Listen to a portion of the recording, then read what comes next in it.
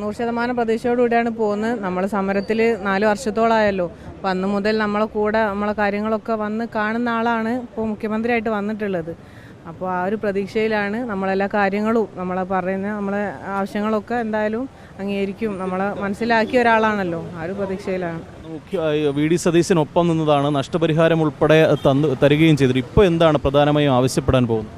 നമുക്ക് അർഹമായ നഷ്ടപരിഹാരം നമ്മളെല്ലാ കാര്യങ്ങളും അവരോട് പറഞ്ഞതാണ്.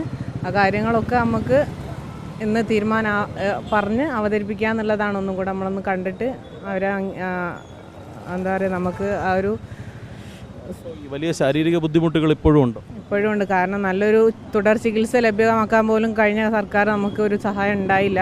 അപ്പോൾ സാമ്പത്തികമായി തളർന്നു നിൽക്കുന്ന അവസ്ഥയിൽ നമുക്ക് ഒരുപാട് ചികിത്സകൾ ആവശ്യമുണ്ടായിരുന്നു. പല സമയത്തും നമുക്ക് ആ ഒരു സാമ്പത്തിക ബുദ്ധിമുട്ടുകൊണ്ട് പല ചികിത്സകളും മുടങ്ങിപ്പോയി. ഇപ്പോൾ ഈ നഷ്ടപരിഹാരമാണോ പ്രധാനമായും ഒരു ആവശ്യം?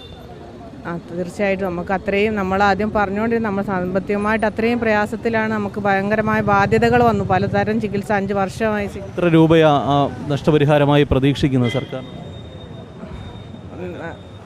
നമ്മൾ പറഞ്ഞോളാം എന്നുള്ളതാണ്. നമ്മൾ കഴിഞ്ഞ ഗവൺമെൻറ്റിനോട് ആവശ്യപ്പെട്ടിട്ടുണ്ടായിരുന്നു. പിന്നെ നമ്മൾ ഇപ്പോൾ കോമ്പൻസേഷന് വേണ്ടി പറഞ്ഞിട്ടുണ്ട്. അപ്പോൾ ആ ഒരു ഇപ്പോൾ അവതരിപ്പിക്കുക എന്നുള്ളതാണ്. എത്രയെന്നില്ല, നമുക്ക് അർഹതപ്പെട്ടൊരു നഷ്ടപരിഹാരം.